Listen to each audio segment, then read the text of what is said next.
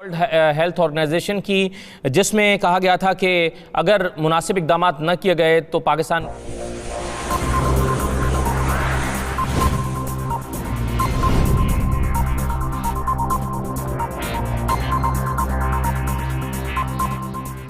World health organisation की, जिसमें कहा गया था कि अगर मुनासिब इक़दाम न किए गए तो पाकिस्तान में जुलाई के वस्त तक मुतासरा मरीज़ों की तादाद 2 लाख हो सकती है। डॉक्टर साहबा, डॉक्टर नौशीन हामिद साहबा, इसको पाकिस्तान हुकूमत ने कितना सीरियस लिया इस रिपोर्ट को, और जो भी हिकमत में इख्तियार की जा रही है वो इसको मद्देनज़र रखते हुए इख्तियार की जा रही है? और दूसरा मैं आपसे सवाल ये करना चाहूँगा कि मुनासिब इक़दाम से क्या मुराद है, और ये पाकिस्तान हुकूमत क्या करेगी तो ये 2 लाख की तादाद को पहुँचने से रोका जा सकता है, और क्या नहीं करेगी तो ये तादाद 2 लाख हो सकती है? इसको आइडेंटिफाई किया क्या हमने? देखिए, सबसे पहले तो जहाँ तक WHO की रिपोर्ट्स का ताल्लुक है तो पाकिस्तान इसको डे 1 से WHO की रिकमेंडेशंस को, रिपोर्ट्स को बहुत सीरियसली ले रहे हैं। जो भी हिकमत अमली बनाई जाती रही हैं और जो भी SOPs वगैरह, जिस तरह ये लो रिस्क इंडस्ट्रीज को खोलने का और दूसरे जो हमारी मुख्तलिफ चीज़ों के अंदर जो भी SOPs जिनको फॉलो किया जा रहा है वो WHO की रिकमेंडेशन और उनके ताउन से ही वो तमाम चीज़ें बनाई जा रही हैं। इसलिए WHO की रिपोर्ट को बहुत सीरियसली हुकूमत लेती है, और जाहिर है कि वो एक इंटरनेशनल लेवल का हेल्थ का अदारा है, उसका पूरी दुनिया के ऊपर उसकी नज़र है, और किस तरह ये कोरोना वायरस स्प्रेड कर रहा है और क्या इसका पैटर्न है उसके ऊपर उनकी बहुत क्लोज और एक्सपर्ट ऑब्जर्वेशंस मौजूद हैं। तो बिल्कुल हुकूमत इसकी रिकमेंडेशंस को मद्देनज़र रख के ये जो 9 मई तक जो लॉकडाउन को एक्सटेंड किया गया है वो जाहिर है इसी की रोशनी में किया गया है कि हमें अभी मज़ीद इस लॉकडाउन को आगे लेके जाने की ज़रूरत है।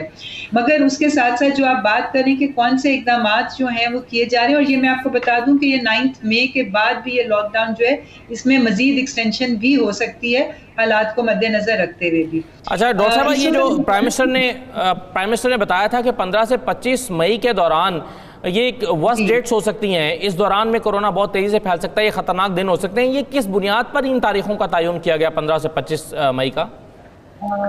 देखिए जी, ये जो वायरस है इसका अब तो हम सब जान गए हैं कि इसकी जो एक्सपोनेंशियल ग्रोथ है, इसका मतलब ये है कि ये डबल नहीं होता, ये मल्टीप्लाई होता है। यानी कि अगर 4 लोग हैं तो वो 4 को इन्फेक्ट नहीं करेंगे, बल्कि वो 4 मल्टीप्लाई बाय 4 16 लोगों को करेंगे, और उसके बाद 16 जो है वो 32 को नहीं करेंगे, 16 मल्टीप्लाइड बाय 16 जो फिगर आएगा उसको करेंगे। तो ये एक एक्सपोनेंशियल ग्रोथ है जो कि बहुत तेजी के साथ स्प्रेड करता है, और बिल्कुल करीब आने से ये ह्यूमन ट्रांसमिशन भी जो है वो बहुत आसानी के साथ ये हो जाती है। तो इसकी स्प्रेड को देखते हुए ये वाले सारे फिगर्स जो हैं वो डिटरमिन किए गए हैं, और इसमें कोई शक वाली बात नहीं है कि अगर लोग जो हैं वो जिम्मेदारी का मुजाहरा नहीं करेंगे, क्योंकि देखें हुकूमत ने तो लॉकडाउन का ऐलान करना है, मगर हम ये देखते हैं कि उस ऐलान के बावजूद जो है वो लोग इसके ऊपर अमल पैरा नहीं हो रहे थे, पहले भी नहीं हो रहे थे। और अब ये स्मार्ट लॉकडाउन जिसका है, इसमें यह है कि जिन एरियाज के अंदर ये वायरस आइडेंटिफाई होता है, वो अभी तक की भी यही प्रैक्टिस थी कि जिन यूसीस में या जिन मोहल्लों में होता है उनको तो टोटल लॉकडाउन कर दिया जाता है, उनको कट ऑफ कर दिया जाता है।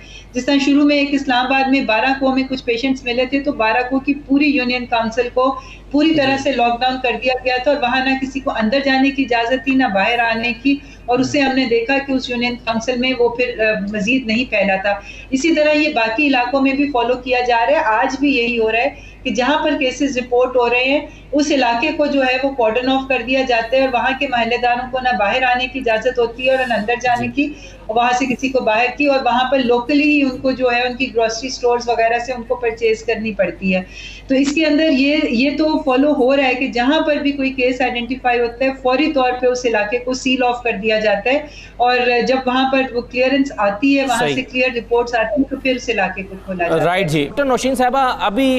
एक प्रॉब्लम जिस पर हम बात करते हैं और वो ये है कि टेस्ट ही पाकिस्तान में इतने कम हुए हैं कि हमें सही तादाद मालूम नहीं है पाकिस्तान में कितने कोरोना से मुतासरा लोग हैं। अब हमें बताया गया है कि अगले हफ्ते से शायद ये तादाद 50,000 रोज़ाना हो जाए, यानी रोज़ाना 30 से 50,000 लोगों के टेस्ट किए जा सकेंगे। ये कौन सी नौयत के टेस्ट कर रहे हैं, किए जाएंगे, और क्या इससे ये सिर्फ मुश्तबा जो मरीज़ हैं उनके टेस्ट किए जा रहे हैं, या वो लोग भी जो जिनमें वायरस होने का यानी रिस्क से ज़्यादा करीब हैं, जैसे दुकानदार हैं, उनके पास रोज़ाना बहुत सारे तरह के लोग आते हैं, क्या कुछ ऐसी हिकमत अमली भी हुकूमत इख्तियार कर रही है कि ऐसे तमाम लोग जो किसी जॉब की वजह से, यानी पुलिस के लोग हैं या डॉक्टर्स हैं, उनके रूटीन में चेकअप को यकीनी बनाए अगर वो मुश्तबा नहीं भी हैं तो भी? देखिए जी, इसमें इस वक्त जो आपने बात की है वो इस वक्त 5-6 हज़ार टेस्ट रोजाना हो रहे हैं, मगर अब हम कैपेसिटी एक्वायर कर ली और इंशाल्लाह 30 अप्रैल तक 20 से 25 हज़ार टेस्ट डेली जो है उसकी कैपेसिटी जो है वो हुकूमत के पास आ जाएगी और ये इंशाल्लाह ताला 25 हज़ार के करीब टेस्ट डेली होने शुरू हो जाएंगे। ये इस वक्त तो जिनके टेस्ट हो रहे हैं ये वो हैं जिनके अंदर सिम्टम्स हैं, और अगर कोई कोरोना वायरस का पेशेंट मिलता है जिसके अंदर पॉजिटिव आता है तो फिर उसके इमीडिएटली जो आसपास लोग होते हैं जो उसके कॉन्टैक्ट्स में होते हैं, जो पॉलिसी इस वक्त हुकूमत चल रही है वो यही है, टेस्टिंग एंड ट्रैकिंग, कि वो जो उसके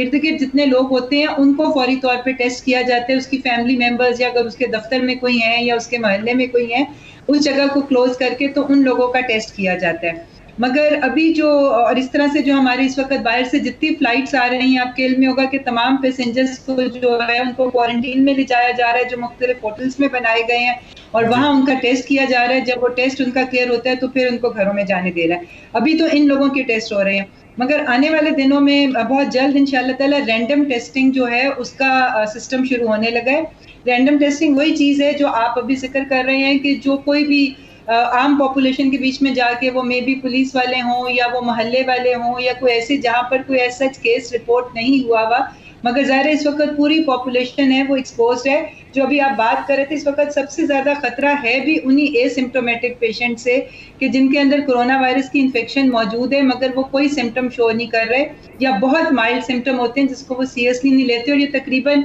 80% लोग जो हैं वो ऐसे होते हैं जिनमें माइल्ड सिम्टम होते हैं या बिल्कुल कोई सिम्टम नहीं होता, और असल में वायरस जो है वो उन्हीं की वजह से फैल रहा है। तो इसके लिए ये रैंडम टेस्टिंग का सिस्टम शुरू हो रहा है जो कि जनरल पॉपुलेशन में जाके जो है और ये कब से शुरू हो जाएगा? किए जाएंगे।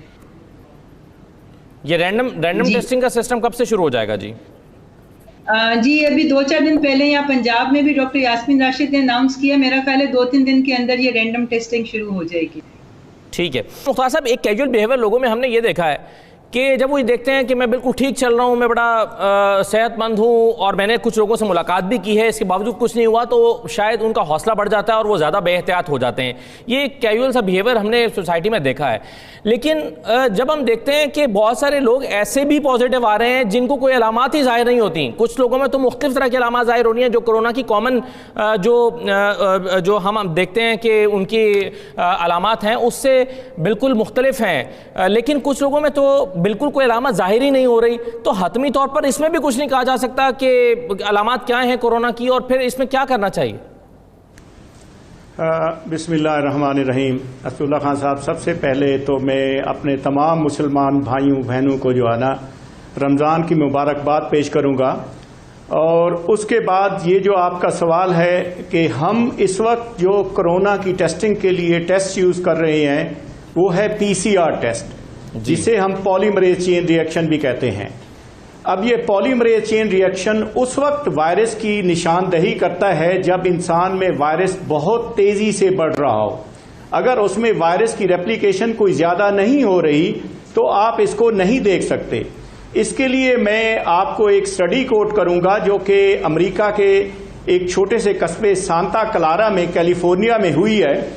उसमें PCR का टेस्ट लगा के जब देखा गया तो पता चला कि उस 20 लाख लोगों में 1000 लोग कोरोना पॉजिटिव थे। जब वो दूसरा एक टेस्ट है जिसको इम्यूनोलॉजिकल टेस्ट कहते हैं या सीरोलॉजिकल टेस्ट कहते हैं, उस टेस्ट के जरिए देखा गया तो पता चला तकरीबन 50,000 से ज्यादा लोग जो है ना इस कोरोना से